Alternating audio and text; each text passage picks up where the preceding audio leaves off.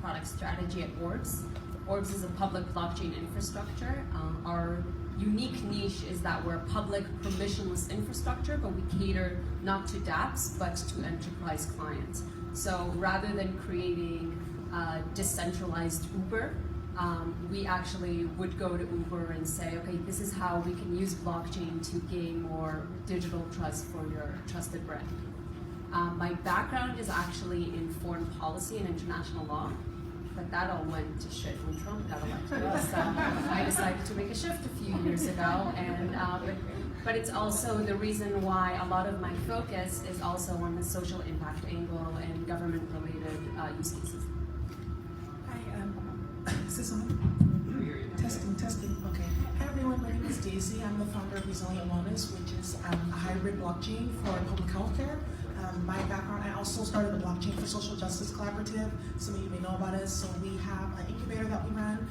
We do developer trainings for free within the community, teaching folks how to be blockchain developers. And then we also have an annual conference that we run all about like social justice and social impact. And I come from public policy. I actually still hold like appointed positions, and I'm still like, as I'm running a global startup, so it's kind of weird. And I also come from like working in public health, direct service, healthcare, so that's what enticed me to get into the blockchain space. I'm so glad you said that, because when I was researching all of you, and I got online and started reading about your background, it was overwhelming. I mean, you've really done all of the amazing things, but you're still all over the map, which is very indicative of a lot of people on blockchain. Welcome, all of you. Just to get a sense of who's here, how many of you, just by show of hands, are already working or doing something within the blockchain space? Cool. So about a third, maybe a half. And how many of you are just curious and want to learn more? What is this really all about? And why don't I know about it yet? Okay. That's a great lineup. So we have about an hour allotted for the panel. We're going to cover a range of topics on theme with the title, and leave 15 minutes or so at the end for Q&A. So please take mental note of your questions, and we're happy to ask and answer here. There'll also obviously be a bit of an informal time at the end if you want to speak with us in a little bit more of an intimate setting. We're happy to speak with you one-on-one as well. So with that, I appreciate the title of this panel, From Pilot to Production. And when we were doing some of our initial planning around this, one of the things we really wanted to focus on, and which actually informed the panelist selection, as driven by Karen, thank you for that, was what are some real-life examples of blockchain applications in market being used today? We read about this remarkable technology that is going to change the world, and we don't really see it yet. What is actually being done with this technology? How is it actually going to impact our lives? And our panelists have really a diverse set of perspectives on this, from real estate, social impact, and then supporting enterprise with their blockchain efforts. So I think we should start with just going to the core issue, which is called upon by the title that's brought us here together, which is, why is there this sense in the market that there is so much being piloted but not a lot being produced? What is the challenge with getting some of these great ideas that we read about, how blockchain is going to change the world and codify trust and all of these other wonderful, dreamy fantasies? What's been the challenge of getting some of these things to market?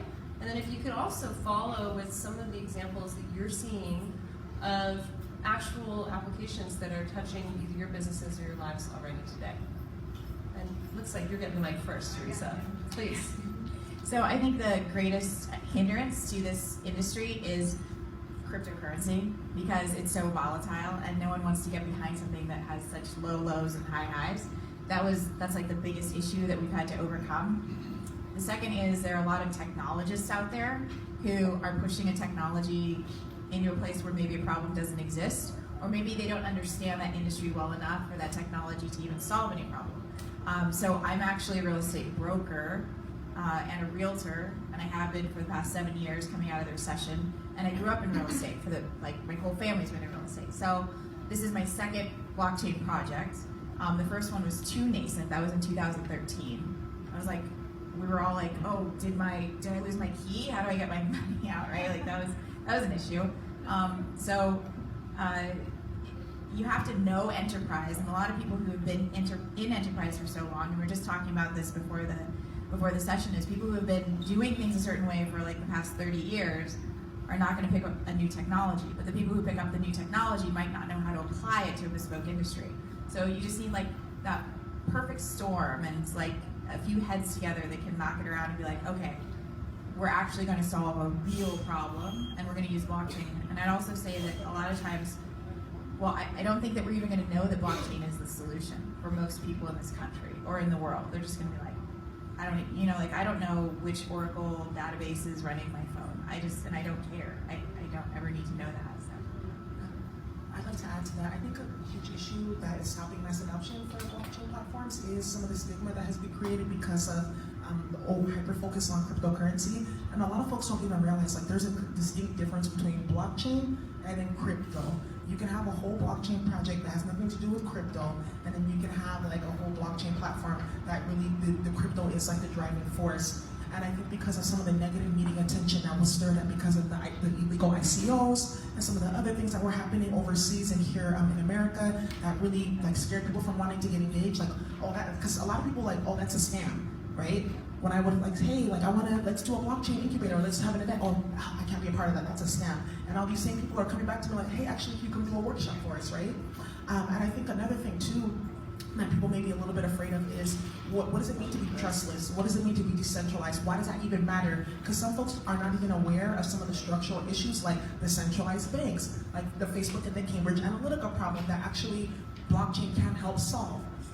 Something else that I have seen in the space is in America, blockchain is very restricted. Like for instance, I went to a conference last year in DC, it was the African Blockchain Summit, and people from all over the world came to talk about what's happening. And in countries in Africa, one of the women she was talking about, from the time I left my house to the time that I got to the airport, I use blockchain and crypto every single step of the way. So here in America, we're very delayed in many ways. So I think the first step is, how do we reduce the stigma, right? And I think another reason why some of the mass adoption is not happening the way that it should is because some of the big players have stepped in to promote the stigma, like Facebook saying, we're banning ads, and Google also as well, but then turning around and figuring out how can they get in the game and control it. And now we're starting to see the ripple effects of that. So wait, it wasn't okay when you weren't doing it, but now that you're doing it, it's okay. But you've already created a whole stigma, so people are not even paying attention anymore, right? So that's my piece on that. I actually have a funny story. So our co-founder, Claudio, my CTO, is in the audience. So our co-founder was the former CTO of Silicon Valley Bank. And when we set up the company, he was like, oh, we should have a bank account where I used to be an executive. I was like, okay, that kind of makes sense. And so, like, they put us through extra due diligence just to make sure that we were not crypto. If you can believe it's like a bank executive refers in and says we are not crypto. We got vetted by a crypto investment VC that went back to the bank and was like, hey, guess what? They're not crypto. So there's all this stigma, but we actually do have a bank account at Chase, and JP Diamond was one of those people who was like, I hate crypto, I hate blockchain, and then he's like running the whole conversation now. So I think I'll raise a different point where we believe there's stagnation in mass adoption and taking pilots and ideas into actual production, and that the industry itself, the technology is polarized with two extremes, and neither of those extremes can extract enough value to get a go-to-market strategy out of a product. Those two extremes are the extreme public, decentralized, everything, idealistic crowd that really started this industry, whether it's the cyberpunk culture and what came out of it, and the technology that they created, which are the decentralized blockchain infrastructures, are meant for use cases where the smart contract is supposed to control the entire back end of an application. With economics, token economics that are really accelerating the entire business. So taking a new technology plus an entirely new business model that's based on token economics, and the infrastructure was built to serve those use cases. On the other extreme, we have the IBMs of the world that are using DLT, decentralized ledger technology, calling it private blockchain, that are working with a lot of enterprises. I'm saying, okay, well, this is blockchain technology, this is what it can do for you, but it's missing the most important elements of blockchain, what makes it innovative, and that's the permissionless aspect. Because when you look at, okay, what's unique about blockchain, what's the real innovation here, is the fact that a third party can validate your data and can validate your algorithms and can give external verification that you're trustworthy. That's the difference between, oh, trust me, I'm showing you something, and the difference between a promise and a verifiable trust. So those two extremes are not catering to the mainstream, and they're also not bringing out the value, the most value. And if something's gonna cost 10 times more than AWS, it better be worth 10 times more in the value that it extracts from the actual technology. And that's what we're missing. Excellent point. So one of the things that we talked about in preparation for this was a technology finding a business or a business problem resulting in a new technology. And I'd like to ask either of you at the end, how do we see projects that actually get to production get through that hurdle that you're just citing? What strategies have you seen deployed, whether it's by a client or your own company or partner or something else in market, to get past these hurdles and actually get to the point where they are building a market-ready product or solution leveraging blockchain? How do people get through that? I can say our go-to-market strategy. As an infrastructure, we again have this problem. We don't want to invent use cases. We're not the experts. Like, I couldn't invent a real estate use case for the life of me. I need to be able to find a way to work with the real estate experts to create networks, to extract their knowledge and build something with them, but they don't know the technology. So what we found working with enterprises is that they've done a long process with a lot of the large system integrators that tried to convince them to do a year-long project that costs $1 million, and some of them, if their bosses say, well, you need to do a blockchain project, and they're like, okay, we'll go for it. No one's ever got fired for working with IBM, but they don't necessarily understand or can even evaluate at the initial point where the value is going to be.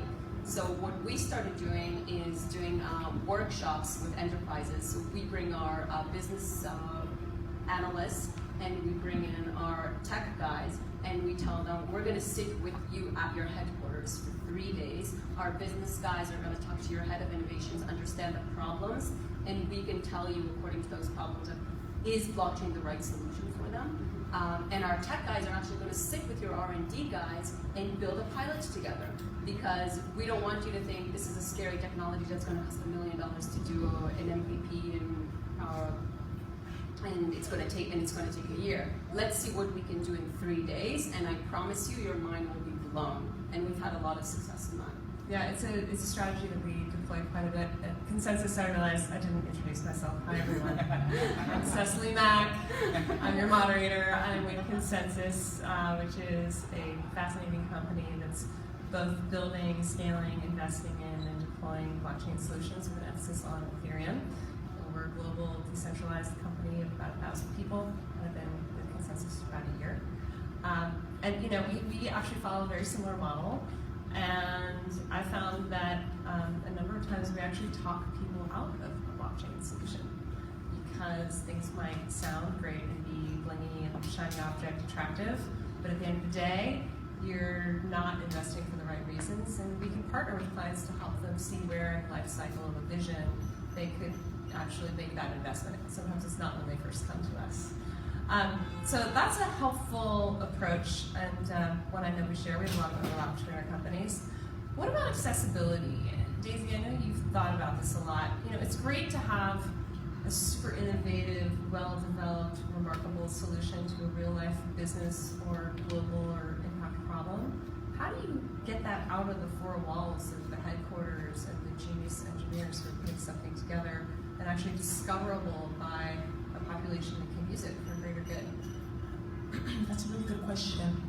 Coming from community development and community organizing and activism, journalism. I really use like the principles of community organizing still in tech work, and really go into those communities that I actually want to serve with my technology, and gaining from them, okay, what is the actual problems that you're facing, and how can the technology that we're building inform, you know, the issues that you are facing right now. So the way that that would look like is bringing in those community members, the affinity groups that work directly with those communities.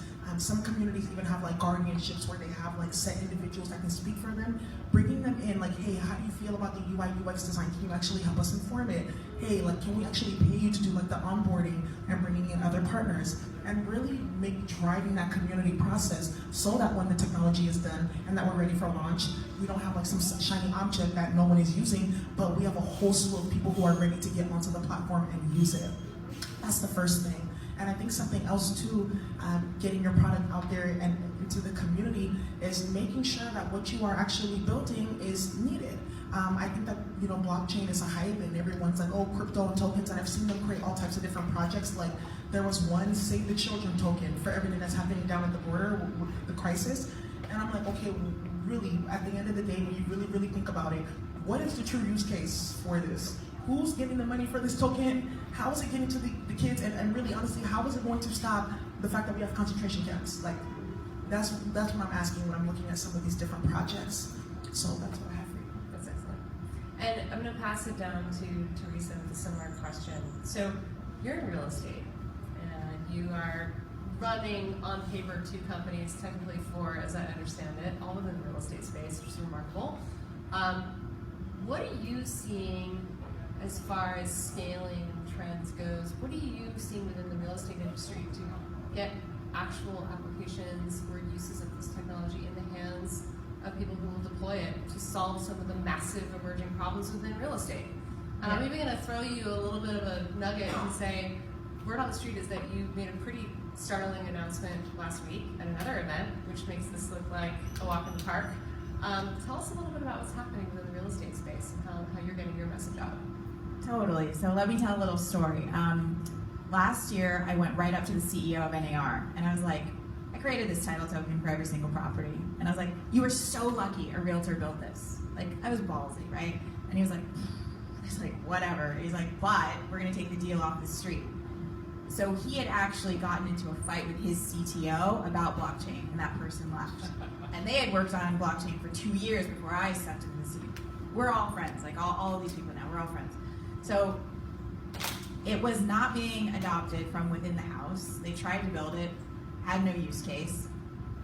And then they saw my deck, right? I had to send in a deck, and my patent pending claims cover everything that touches the piece of property. Like there is nothing that I did not throw in. I was like, kitchen sink, put it in there, right? It's all there. And so it took some smart people at the top who were evaluating the company, like what they should do with it, right? Because it's very disruptive. And they saw one claim, and it was that I touched referrals. Like, okay. And they were like, hey, you're gonna go after referrals. And I was like, that is so not sexy, but you guys are smarter than me, so that's cool, I'll do that. And then as I read in the news, and maybe some of you guys have too, there are a couple big lawsuits, and there's a DOJ investigation about antitrust that's about to break up how real estate is performed in this country, right? So right now, the way that real estate works is you have 2 sides of a deal. You have a listing agent, and you have a buyer's agent. The compensation for a buyer's agent is about to go away. You know that song, like, Fly Away Jill, Fly Away Jack, right? That's what's about to happen. Well, hold on. So that's where I come in, right? So they had me build this system, and I've literally been told from the inside of the house, right? Get everyone out of the building before the wrecking ball takes it down. That's big. Like, I'm supposed to get 2 million real estate agents onto my platform because this is how they're gonna get compensated, through the referral system. And so last week, going to your question, right, is I had to go deliver this message into the house. The big NAR Tech Summit was last week. And even though like certain people in the house asked me to give this message, I have to go back out and give it to all the top brass of NAR and every single big head in real estate. And that is my job for the next decade. Well, actually the next 2 years as the lawsuit crumbles all of real estate. So it's about, going to your question 2 questions ago, I think, Like, how do you get market adoption? Well, clearly for the former CTO of NAR, it was like not the right time. And that was like blockchain was a really stupid idea then. And then you fast forward 2 years and they're like, wait a second, like it's storm and we're in the middle of it and this is gonna be the Hail Mary. So it's all about timing, and I just kind of got lucky, right time, right place.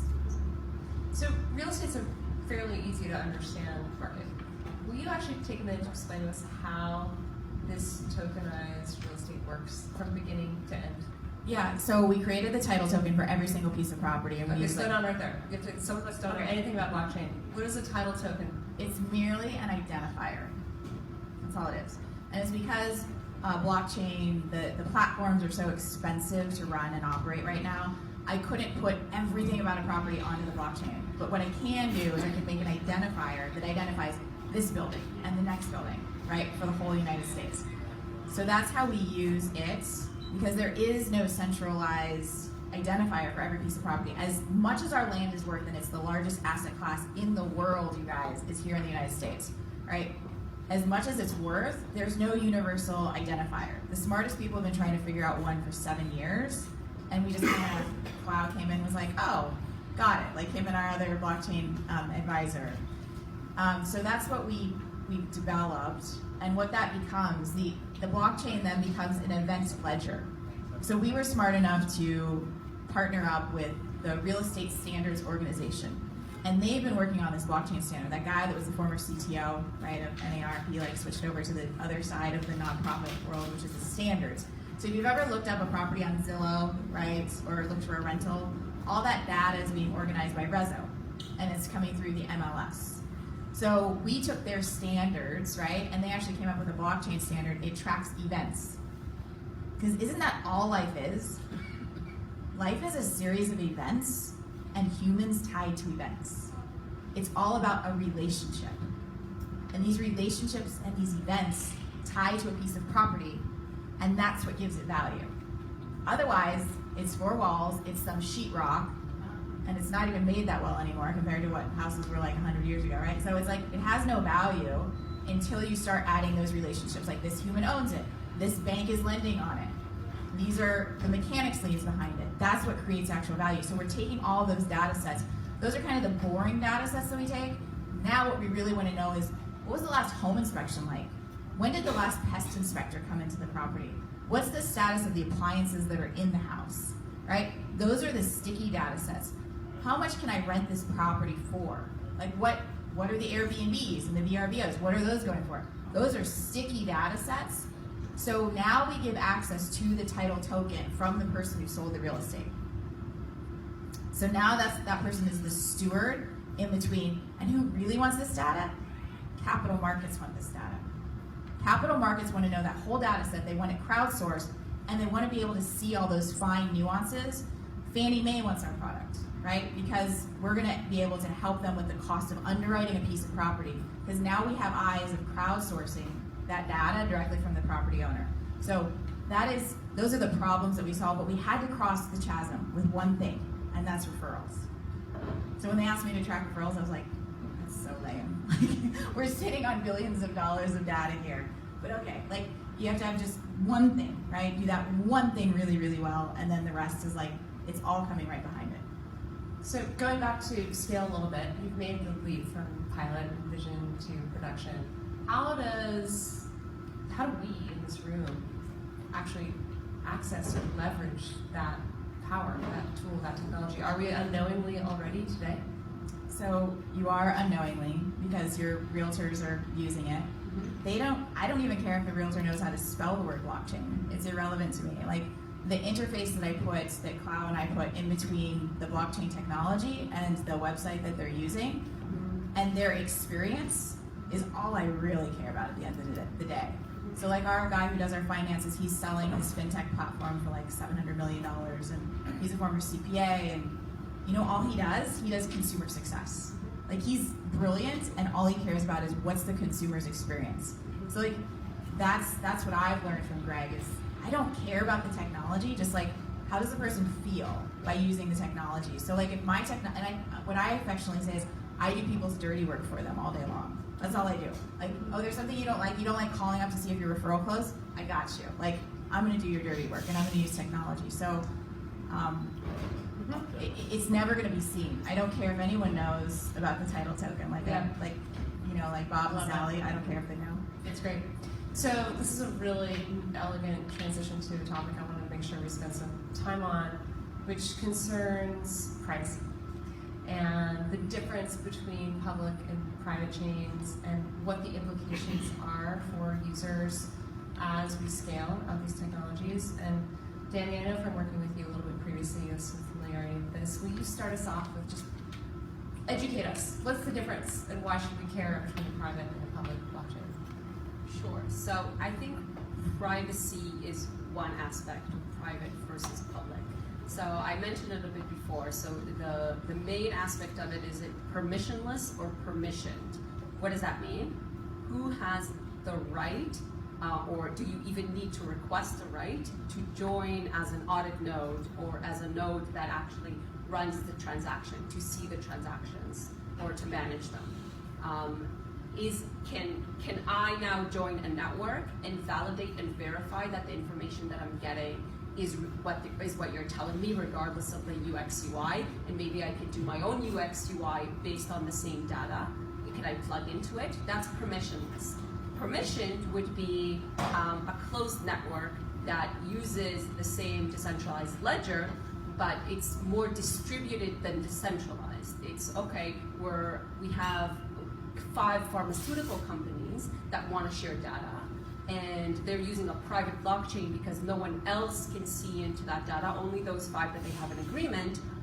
This DLT is a cool feature for them because for the past 20 years they've been wanting to share data amongst themselves and haven't been able to find a third party that they all trust when you screw one of them over.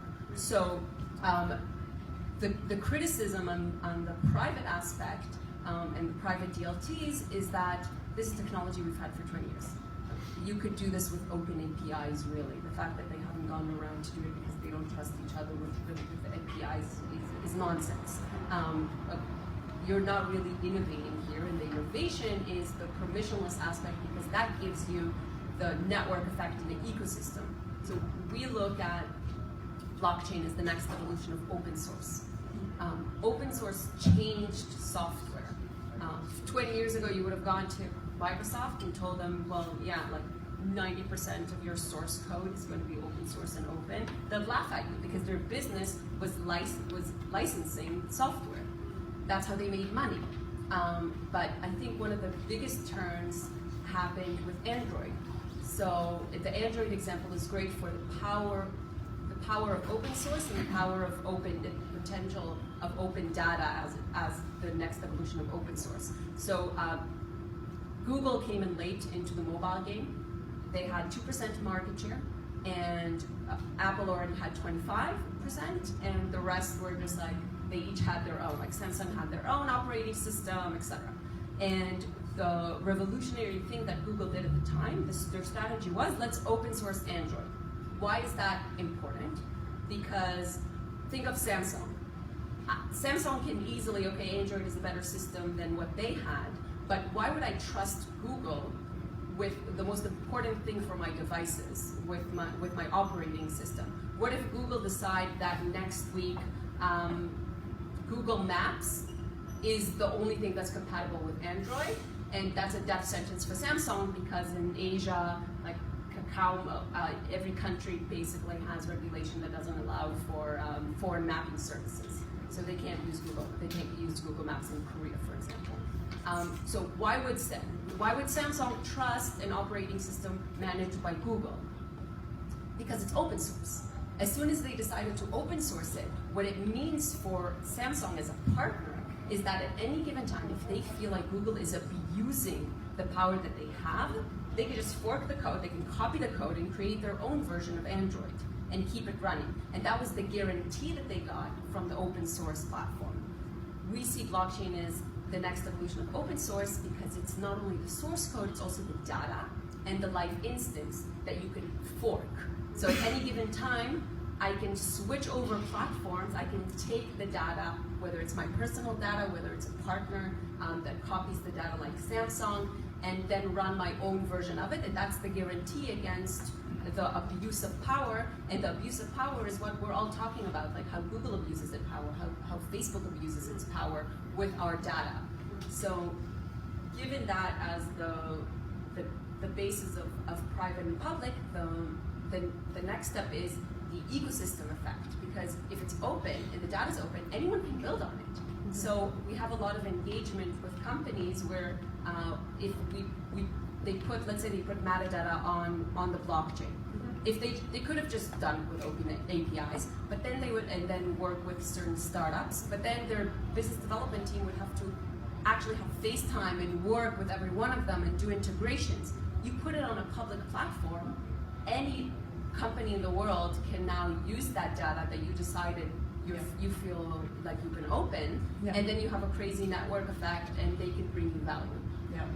Daisy, I can hear you, your wheels turning on this topic, please. You are so smart. Like, I just want to sit next to you all day and just listen to you talk. And yeah, and I usually just like to hear myself talk. So anyways, I think when we're talking about the different types of blockchains, something that we forgot to talk about is hybrid blockchains, because we talked about permission and permissionless. So for folks who may know or may not know, there's the public blockchain, right, which is like Bitcoin, Ethereum. Then you have like a private blockchain, which is, let me give you an example. For instance, the major banks, they just developed a private blockchain. We can see it. We don't know that our accounts are on the blockchain, but these 5 major banks have come together to put all of our accounts on the blockchain for interoperability. So I can compare data from Chase Bank in your account there with data from Wells Fargo in your account there to make predictions that I'm going to then sell to Equifax, and this is happening as we speak. So that's a private blockchain, right, within an organization, and we can't see it. And then there's the hybrid blockchain, where it's not absolutely private. You can go to the website, right? You can see the blockchain platform and how it functions, and whatnot. But in order for you to become a member or get onto the platform, you have to be a part of like a membership organization. And this is kind of like the thinking behind Hyperledger and Hedera, etc. And I think what we will see in the future is more hybrid blockchains, because it will give you the ability to kind of build that community ecosystem, which drives like token economics, but kind of remove some of the bad actors and the ability for them to get on the blockchain through having requirements for what does it mean to be a member. And in healthcare, most of the platforms I've actually seen are actually either private or hybrid.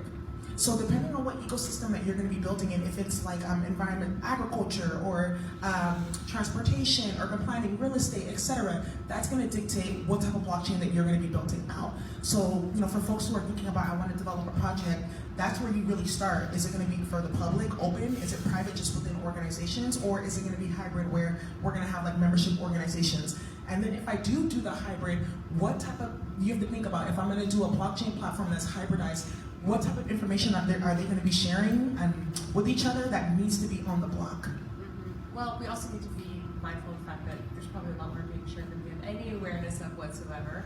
I love to challenge people and ask them, what's actually the harm of your information being shared? I think it's funny, the generation divide in our culture today is pretty remarkable on that front. I was teaching digital media law at Hastings a few years ago when Instagram announced its new terms of use and basically said that anything you share on Instagram cannot be shared on Facebook, and a bunch of people at my Silicon Valley office were really freaking out about this and felt like this personal violation. And I asked the students, and they really did not care at all. And then a couple weeks later, it was everything you post on Instagram is actually automatically licensed to and quasi-owned by these 2 mega global corporations. Don't you care? They don't care. So it's important to think about maybe the impact of some of this stuff. I think a lot less is private than we think in the first place. How does this translate into the real estate industry with high stakes, some assumptions of privacy? How do people feel about information about the history of a house they're buying being readily available? I think a lot of us have gotten used to it already with Zillow and some of these other sites and services, but how does blockchain change the game, and what are you guys thinking and talking about with regard to privacy and blockchain as these models are rolling out? Yeah, totally. So I actually don't care what you know about me. Like, you could ask me basically anything. I fall into that camp personally, right? However, I'm a broker, and I'm licensed to also sell mortgages, which means, and I'm an investment banker. I heard I'm an investment banker. So like, I'm fingerprinted 6 ways to Sunday, however that saying goes, right? So my job is to protect the public. That's my job. I have an insurance license too. So my job is to protect the public. So when I wear any of those regulatory hats, right, and I go through my entire life with the assumption that at any moment a regulator could call me and be like, hey, where's this file? And I'd be like, oh, and it's protected here, and here's the data you need. So I once had a client in Pack Heights who had her identity stolen and somebody was house stealing. So they like stole the title from her. And that's what motivated me to create this product. So our data that we share is on a permissions basis. So we're one of those hybrids, right? There is information that's public. If you know where to go, and this is how I challenge realtors who want to come work for me as a realtor. I'm like, if you can't find out everything about my property, you shall not work for me, right? Because like there is a good data set that is public, and if you can't find your way to my front door, which is super creepy, don't do it, but you should be able to do it because that data is all public, right? But then you peel back and you go to more private data sets, and that's where I have a commitment to the public to protect them. And I think that's what's helped me be trusted in the industry as far as blockchain. Like, I'm not one of these, total share it all kind of people because I understand where laws and GDPR and CCPA come into play. And so it's getting a lot of guidance like above and beyond like where we are today as professionals in real estate, but where do these laws take us, and to understand where we're all going down that scope, and to partner with people on my team who also respect privacy like that, and then professional partners as well. That's personal. You have a lot at stake. A big company like Facebook, fuck it, it's the shareholders. Let me give a shit. We'll get to questions Sorry. in a moment. Fired up. But I love it when somebody from the audience starts with fucking. It's a great way to kick that off. That is the beauty That was about being Facebook. really Yeah, is yeah, exceptional. If I could just add that Please. there, I think just to frame the debate here, I think the question is if the private data should be on a blockchain, whether it's public or private, is a regulatory / design decision. Once it's already something that is on a blockchain, to be honest, if it's personal data that shouldn't be out there, it should be on a private server. Like you don't need a private blockchain for it.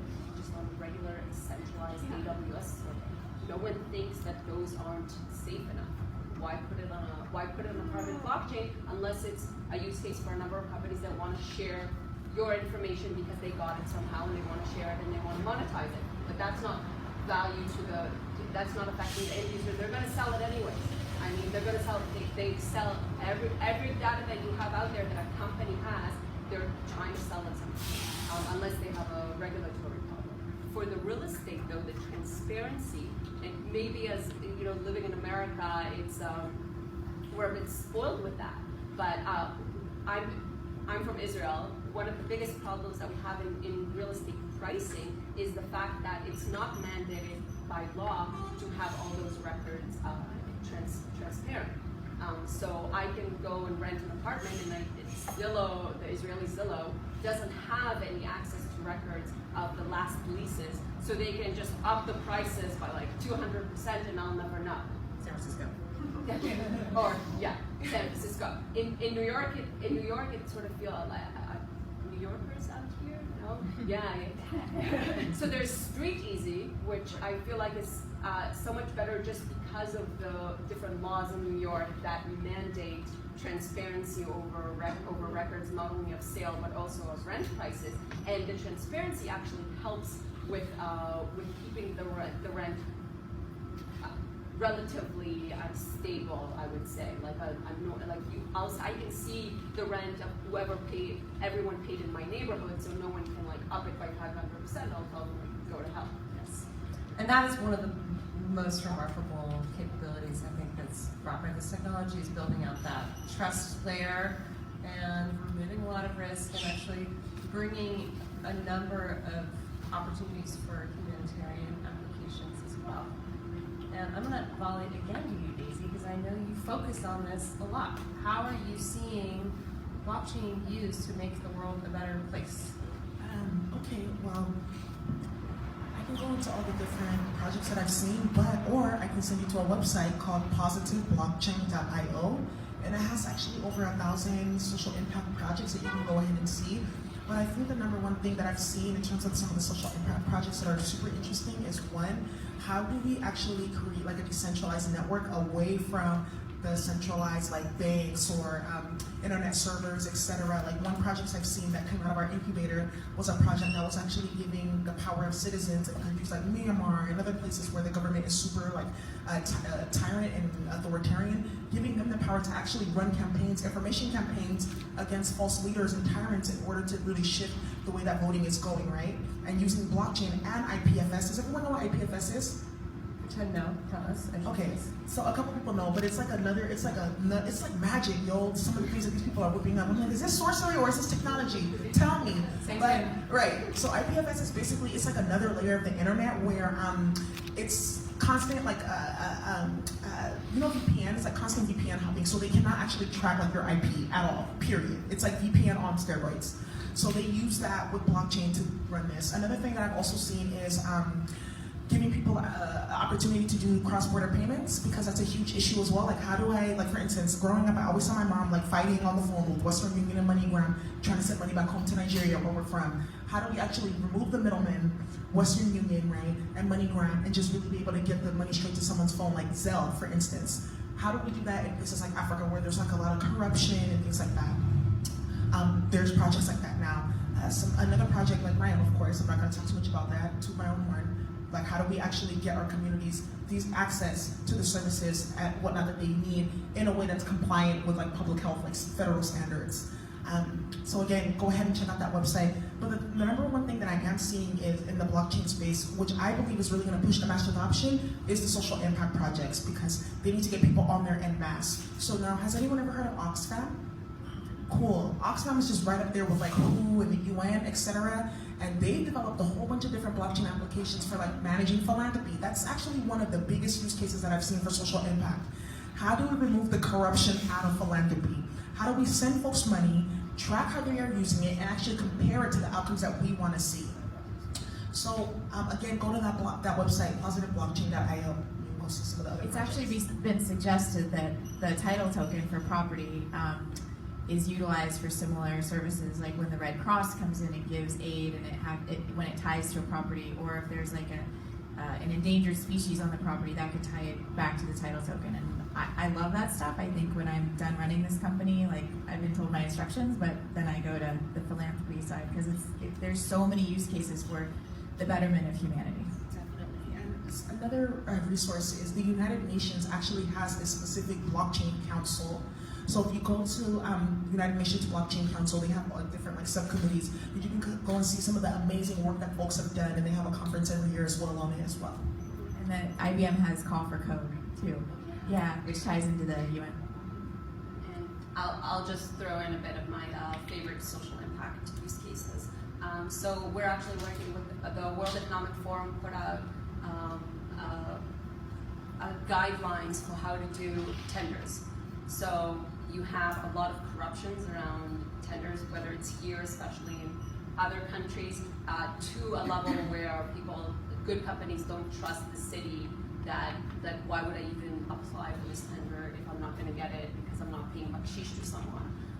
And blockchain is a great use case for it, because the smart contract can just encrypt the proposal until the deadline, and then no one can peek in your proposal and tell the other guy how much you're willing to pay. So that's a great use case for like an immediate problem. Our social impact arm is working on a project in Gaza. One of the biggest problems in Gaza is that because it's controlled by a terrorist organization, even though that there's over 50% unemployment, but 70% of the people are connected to the internet, so in theory they could work freelance on the internet.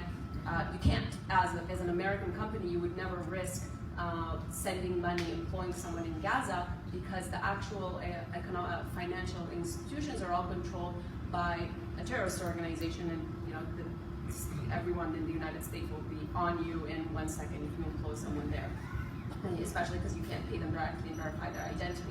Blockchain is a great use case for that. There's P2P payments, there's ability to do decentralized identity verification, and we can actually work with the different governments, whether it's the EU, the United States, or Israel, in order to get explain the technology to them and get specific permission that whoever uses this system, that can guarantee that the money isn't going into the wrong hands, but directly to people who actually just want to work, and we can give the governments the verification that they need in order to approve it and employ people there. So that's a use case that we're working on that is my favorite. So we're going to go to questions from the audience in just a moment, but before we do, I have one last question for you all. We started this panel on the topic of from pilot to production with a question around what has been the biggest hurdle, what has been the biggest obstacle between great idea and actually in market being used solutions.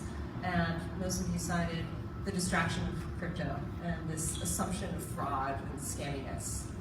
If we were to have the same panel in 2 years, August 2021, what would you look back and say of the last 2 years was a great catalyst to adoption in this upcoming period? Please. I didn't give them any time to think about that in advance either, so they're actually thinking really hard right now, which is good. I would say the re-election of Donald Trump, which will happen in 2020, is going to spark everyone to look at the ways in which we can use blockchain to prevent election fraud, which is already happening in Wisconsin. So there you go. Amen. Danny, how about you? Oh, wow, the exciter. So an economic crisis always seems to spark change and accelerate alternative means, whether it's transferring money or creating new value. Yeah, it's really decentralization we're talking about. So what's going to break up the centralization? What's going to break up is centralization. So I'm just thinking real commercial value for use cases.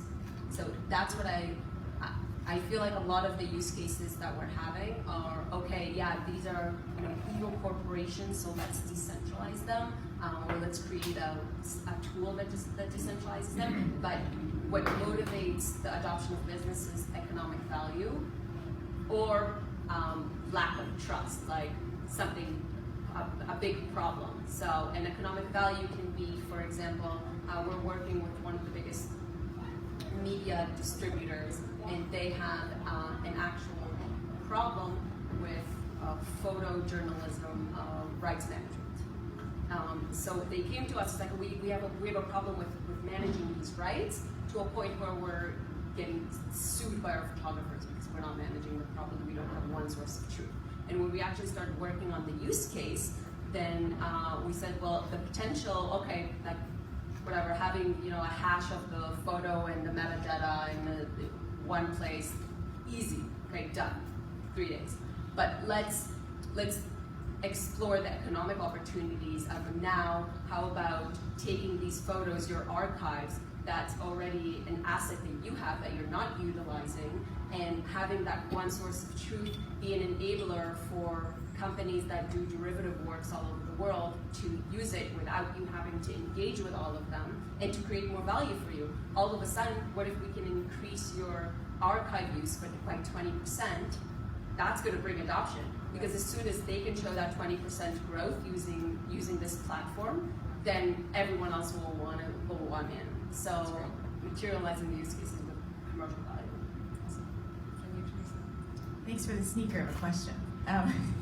In 2 years, I think I'm going to look back and I'm going to say it's going to be two things, but there's an overarching theme. One is the lawsuit that's impacting the industry big time right now. The second phenomenon that we're facing is the iBuyer. So that's like Goldman Sachs saying, we're going to buy 1 million houses this year. They're not going to use a realtor to do that, guys. So like staying in front of these big changes and like the phenomenon with the lawsuit, right? Whether who wins or doesn't win doesn't matter, is that there's one theme, and that's transparency, right? It's transparency that the consumer is aware. Who said it? Like the 3% commission, like we're all aware, right? We could all go to Zillow, find the house, tell the realtor, like, good monkey, go write the contract, right? And get me into contract. Like, that's all it takes. So there's transparency there. And then the iBuyer, the banks, and the big institutional money, they have transparency. They can see the data too, and they're like, oh, I'll offer you this for the house because you know that the house is worth this because you're looking on Zillow too, right? And I love Zillow. They push so much innovation. I'm not bashing Zillow. I love it. Unless you own your mortgage. Exactly. So it's the transparency. So it's for me, it's going to be looking back in 2 years and saying, how did I disrupt from the inside using technology with all those external technology factors that are compressing all the fees and changing the industry so quickly. So those are my two big motivations. Karen, you got that? Yes. 2021? All right. We'll open it up for questions. It's like, yeah, I'll bring around the mic. So who has a question? Okay. I just want to say before I ask my question, I've been to dozens of blockchain talks all over the world in the last year and a half, and this is the most grounded, most useful talk I have heard. I just want to say that. I want to go back to the crypto issue because I think it's one of those things that kind of gets either really negative or really positive press, and I think it's the thing that's still going to need to be addressed. I think it is a part of blockchain. It does matter. And in this situation, like in Gaza, we were talking about people getting, the peer-to-peer payment, and all of that is the hope and the positive to crypto. How do you see, if somebody wants to do this, how do you see that stabilizing in a way that this keeps it still decentralized and then, like an open token with tokens aren't private, but that can stabilize itself? So in this specific use case, we don't imagine that we need or anyone should create a guessing token. Okay? Like they can use a token that represents a basket of regular currencies. It's just a digital representation of real money. Coming into that, the first government that's going to win is the central bank that tokenizes its national currency. Because if you look at the international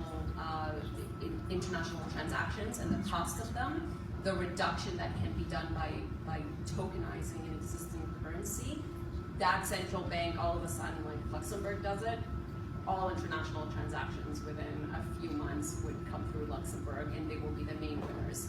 And a lot of countries are figuring that out. The World Economic Forum is actually writing criteria and standards to how banks should be doing. So I think the negative aspects of tokens is not the use of token to transfer value, but it's creating new tokens with the hope of creating a whole new economy.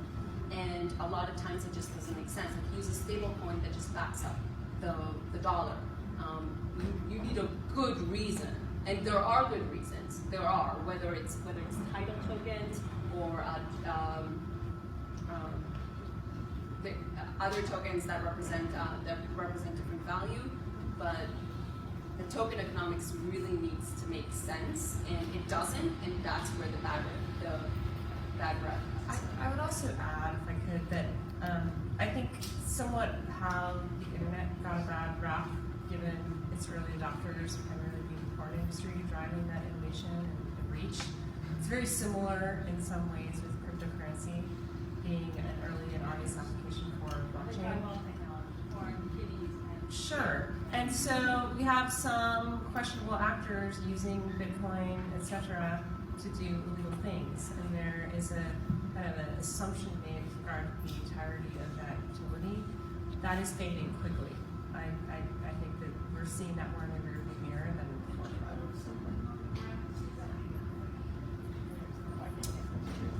Did you want to add? So I'll just add one thing to that. So absolutely, we mentioned stable coins. There's also a lot of technologies out there. So I have a company that's entirely focused on identifying fraud on blockchains, and believe it or not, it's a lot easier to use the dollar for any kind of fraud than it is to use the blockchain, because you can trace everything. Not to the point of privacy issues, but there is a way to trace that you didn't have with the dollar before. So there's a lot that is being done, and I would say it's one of those things that we'll look forward to. Sorry, so question? Can I respond to that? I think the utility of crypto economic systems is proven. It's called Bitcoin and it's called Ethereum. The way the networks are secured is fundamentally different, and it's a real breakthrough in trust. And so crypto has had profound implications for how these systems are designed, and the proof is in the $500 million use case, right? And it's pretty damn secure and pretty damn awesome, and a lot of networks are going to be secured that way, right? And what we're starting to see is the application of the similar cryptoeconomic phenomenon to private networks, particularly in the form of what's called staking, where you use value at risk as a security bond for securing the networks. That is got broad applications and lots of enterprise use cases, and it comes straight out of the crypto economic handbook. If you look at things like utility settlement coin, if you look at, there's many examples where crypto economics are being used to solve real world problems and to fairly substantive effects. And I think people need to. I think it's critical to understand the difference between trading Bitcoin and crypto economics. The math of these systems is incredibly important for how they operate, right? And we're just at the tip of the iceberg as to how the economics of these systems are going to roll out as we scale out the networks into different formats, right? The way you secure value transfer across two blockchain protocols is by staking value in the form of cryptocurrencies. And it is probably going to be a dominant design pattern for how that happens going forward. And if you look at the architecture of every next generation blockchain, whether it's ETH2 or Dfinity or Dongtong is working on, or any of the designs, they're all based on this principle. And so, I wanted to add to that. So a few things that you should think about is one, a hybrid network and how that can help to stabilize volatility in your network to prevent like whales or whatnot from coming in. Karen's technology, I've seen her demo and it's super awesome. Another thing too is looking at what's your game theory, how do people actually earn tokens? And then I've seen tokens where they've actually built into the token economics like smart contracts for, when you can actually sell off, how you actually get tokens. And another thing that folks should be thinking about if they're going into token economics, I drink too much wine. I'll come back to it, but it was really interesting. Any questions over here? I thought there was one over here. Okay, anyone on this side? All right.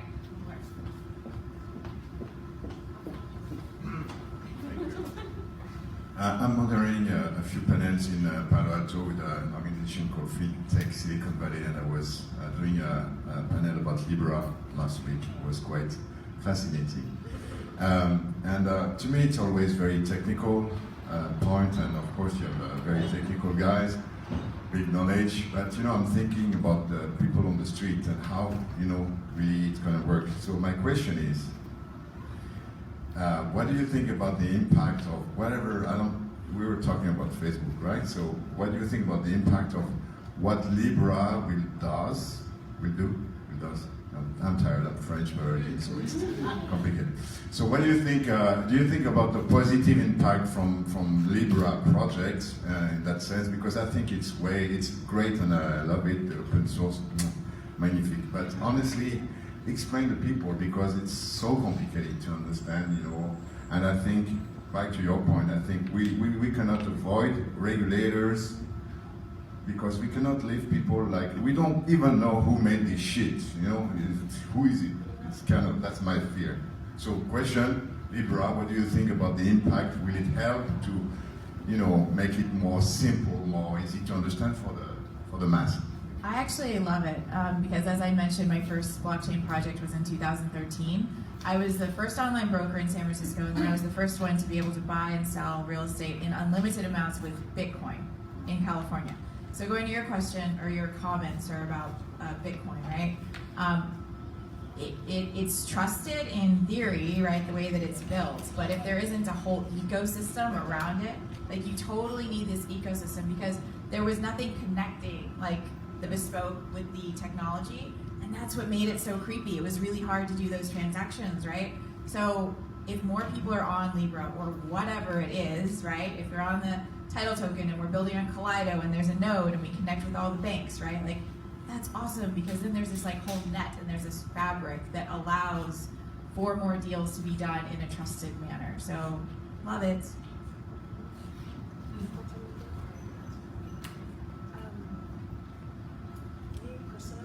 Just studying the project, I think it's going to be an absolute disaster. I do not in any way, shape, or form believe that Facebook should be in control of a global financial infrastructure because that's what Libra is. And then if you look at the way in which, like really, let's just call it what it is, because honestly, it's a new way for them to racketeer, collect data. No, and I'm really excited at the fact that the minute that they came out with that, Auntie Maxine, you know, she came out and was like, no, we're not going to allow that to happen because you have a whole bunch of privacy and security issues. How do you want to run a global infrastructure? And then also the node structure as well. For folks who are really technical about blockchain, I feel like there's some issues with the node structure as well. Some of the different partners are going to be the nodes like Uber and Kiva and things like that. That's going to be an absolute disaster. It's basically centralization in a new form, and they're calling it blockchain. And then there's, I think what Facebook Libra project is actually in a lawsuit right now with Hedera Hashgraph because they stole their project and their idea. So go ahead and look up Hedera. They're actually here in San Francisco, really cool team, but Facebook stole it. No, it is open source. However, Hedera is open source. it is, but my thing also too, it's like the integrity about it all. So how do you ban us from doing advertisements for crypto and blockchain projects on Facebook, but then you go ahead and you hijack this organization and their hard work, and then you pass it off all to your own? It's like Facebook has no integrity, and I don't even go on Facebook anymore. I'm more on Instagram and Twitter and my YouTube channel. Instagram is Facebook. Instagram is Facebook, but I'm gonna contradict myself. I feel like Instagram is funner than Facebook, so anyways. One thing I will say. I just want to say one thing. I'm not here to have my own opinion on Facebook. I am not on Facebook, okay? I'm just talking about you as a smart woman, and I'm very impressed. What do you think about it? Will help people to understand. Yes. You know, you make your own opinion and tack, okay. You know, Facebook, I understand the project, the way it's built, just get more into it, and I think it will help people to understand, not necessarily to have this epidemic reaction about Facebook, but to understand the benefit of that it was more my question. I'm with you, you know, I You're understand. taking my comment personal, and it's not meant to be personal, so take No, yourself no, out of it. no. Hold on. No, Just take it's yourself fine, out you of know, it. you're a We're just woman, talking- I'm a Latin guy, you know, Excuse me, it's not about you, it's just about No, the I project know, as a I know. whole. And because if you knew, you wouldn't have even made the second statement that you made, so there you go with the Freudian slip. Here's the benefit of Libra happening right now. This is actually really positive. It's not People are personal, I'm talking sorry. about Libra. There are some highly reputable organizations that are invested and involved. It is probably going to be executed in a very Facebook and bank-driven manner. It is a centralization of something that was intended to serve decentralization, but awareness is rising, and more people know about it this week than they did 2 months ago. The proof and the value of it will have to be played out over time. I think it's highly speculative for anybody to take a strong position one way or the other on whether or not Facebook is going to do this well, if they're the right person, arguably, or the right company. Arguably, they're more powerful than the U.S. government today in many regards, and so it's happening. I would like to add another comment. I hope it's not too technical, but while cryptocurrency is the best use case right now for it, yes, is securing blockchain systems. Other than Bitcoin, which is proof of work, no proof of stake system is able right now to secure something like the value that Facebook is going to put on it.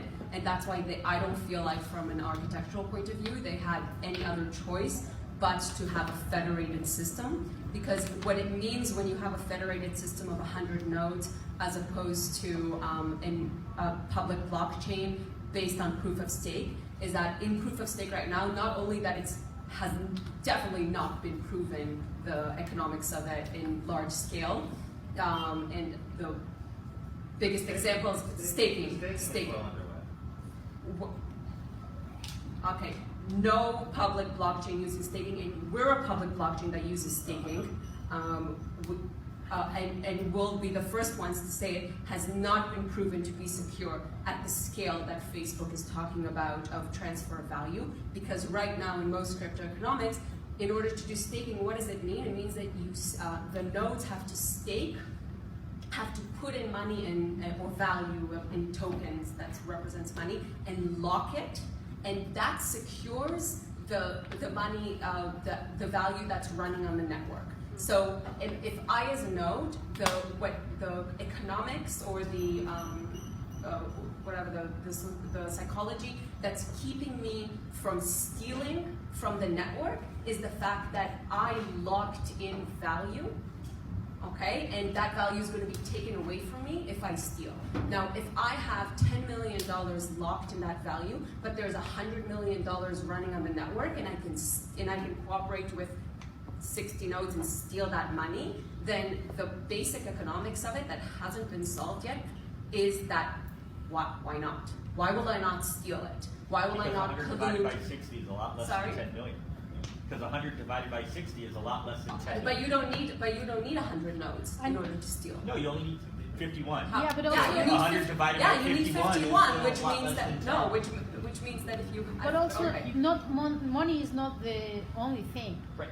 It's power. If I get out you of the market, I can do a monopoly, and I don't care if I lost right now money because I would be the king. It's like a Facebook worked.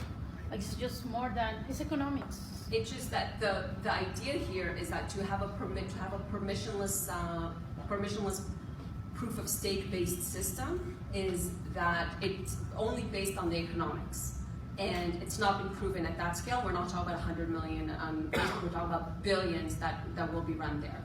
On the other hand, when you have a federated system, which is the only thing I think that Facebook can do right now, you also rely not only on the staking, on whatever they locked, but you also rely on the regular system, legal system that if you steal, you're a real company, we know where you live, and you know the court system is going to come and say, okay, we could see that you stole.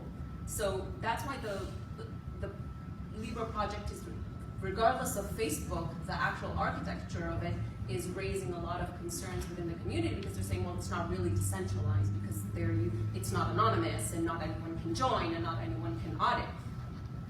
They're saying they're going to move in that direction.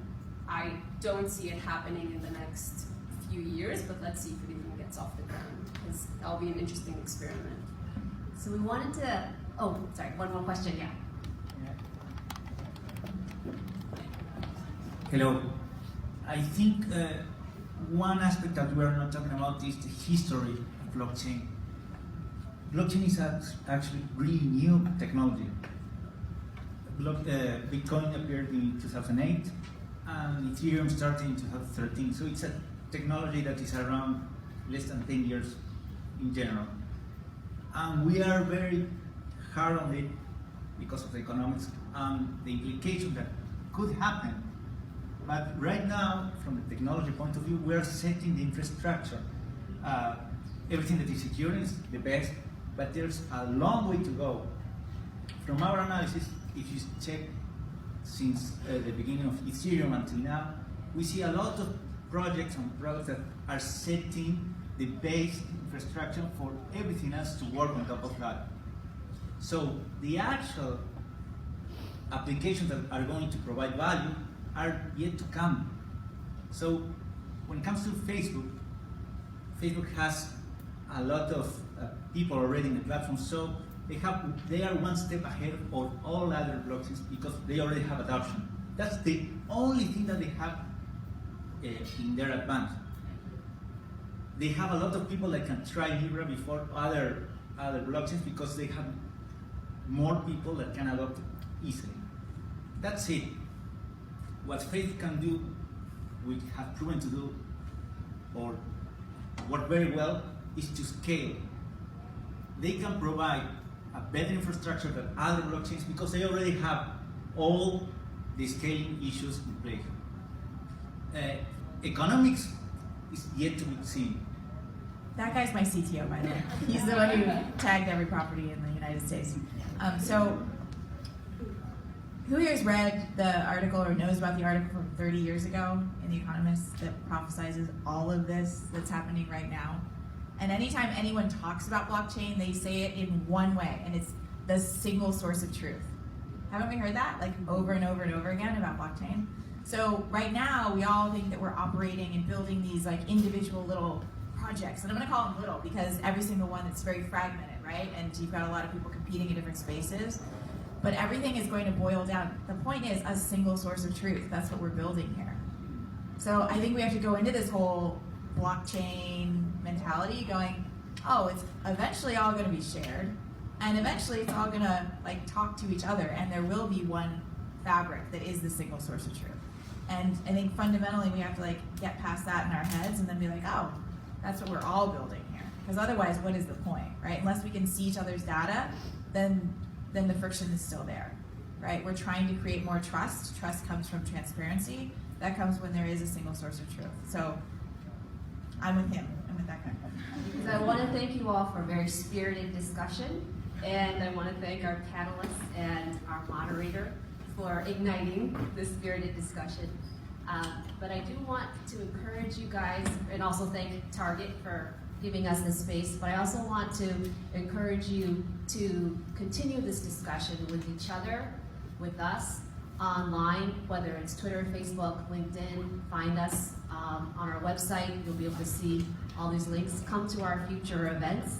These events are also possible because of your input. So like this event came from a former attendee who said she wanted to hear more about what's actually working. Not just what people think can work, but what's actually happening. And so thank you all for your experiences and talking about not only what is working, but what you think needs to be done. Our next session is a more technical session on the protocols, how they work, how they scale. We'll also discuss some of the privacy issues with protocol leaders, product owners from Dash, Agoric, and Tezos. So please come to this event. It also coincides with SF Blockchain Week. But I do want to give a big round of applause to our panelists and our moderators. Thank you very much. Thank you, and please come and mingle and talk. We want to hear you.